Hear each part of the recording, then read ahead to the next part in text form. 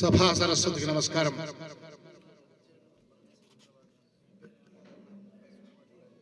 పరమహంస పరివ్రాజకులు జగద్గురు శంకరాచార్య పుష్పగిరి మహాసంస్థానం పీఠాధీశ్వరులు శ్రీ శ్రీ శ్రీ అభినవోత్తండ విద్యాశంకర భారతీ స్వామి వారికి సాష్టాంగ ప్రణామాలు. మాన్యులు, న్యాయాధీశులు, తెలంగాణ ముద్దు బిడ్డ, తెలుగు వారందరికీ గర్వకారణమైనటువంటి ధార్మికులు శ్రీ జస్టిస్ రాజేశ్వరరావు గారు, సర్వా సత్యనారాయణ ప్రసాద్ గారు, చెల్లా ధనుంజయ గారు న్యాయమూర్తులకు వారు కుడి ఎడమ భుజాలుగా ధర్మ సంస్థాపనలో వారి వంతు శ్రమ చేస్తున్నటువంటి న్యాయకోవిదులు.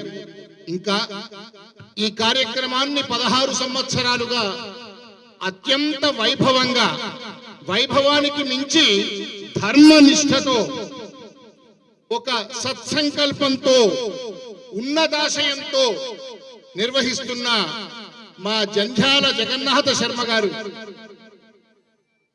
వారికి ఎంతో ఆశీర్వాదాన్ని అందిస్తూ ఇలాంటి అద్భుతమైన సన్నివేశంగా వేద ధర్మ పునరుద్ధరణకు తమ జీవితాలనే అంకితం చేసినటువంటి ఎందరో వేద విద్వన్మూర్తులు, ఆహితాగ్నులు, విద్వదాహితాగ్నులు విచ్చేసి వారిని అనుగ్రహిస్తుండడం, ప్రోత్సహిస్తుండడం మనందరికీ కూడా గర్వకారణం.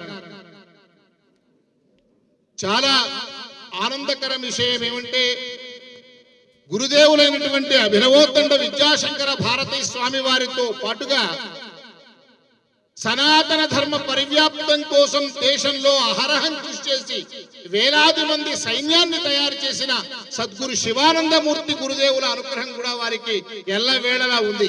వారు చేసే అన్ని కార్యక్రమాలకు నిజంగా ఎక్కడ ఉన్నా గురుదేవులు ఇచ్చేసి అనుగ్రహం అందిస్తూ ఉంటారు. ఇక పెద్దలు వారు భోపాల్ వెళ్ళాలట గురుగారు, జస్టిస్ గారు. అయినా ఇంత ఓపికగా కార్యక్రమానికి ముందే విచ్చేసి వేద సభ అంటే ఒక న్యాయమూర్తి గౌరవం చూపించడం, వేద ధర్మాన్ని పరివ్యాప్తం చేయాలని కాంక్షించే వేదాభిమానులందరికీ కూడా గర్వకారణమైనటువంటి విషయం. ఎందుకంటే ఒక 5 సంవత్సరాల క్రితం నేను చరిత్ర చరణంగా ప్రతి సభలోనూ చెప్తూ ఉంటా సంఘటన. ఎందుకంటే అది ఆ పరిణామాలు మనకు తెలవాలి. ఇక్కడికే కూతవేటు దూరంలో బోడుప్పల్ అనే ప్రాంతం ఉంది.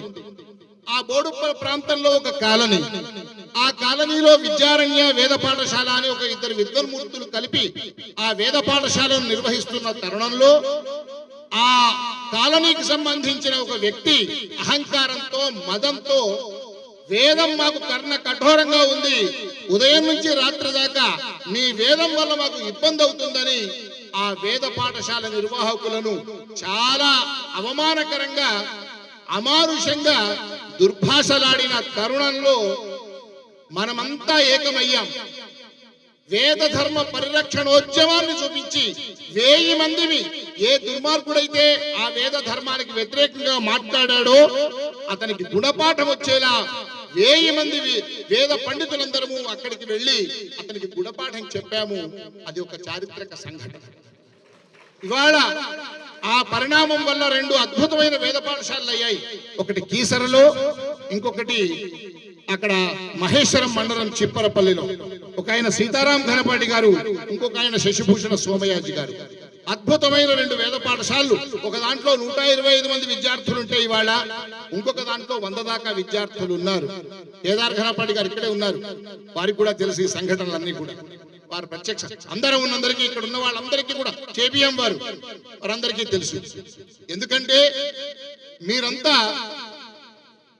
వేద ధర్మానికి 50-60 ఏళ్లుగా జీవితాన్ని ధారపోసిన విద్వన్మూర్తులు ఉంటే 8 ఏళ్ల వయసు నుంచి ఉపనయన సంస్కారం నుంచి కూడా జీవితాంతం వేద ధర్మానికి అంకితమయ్యేలా వేద విద్వన్మూర్తులు తయారు చేస్తున్న అధ్యాపకులు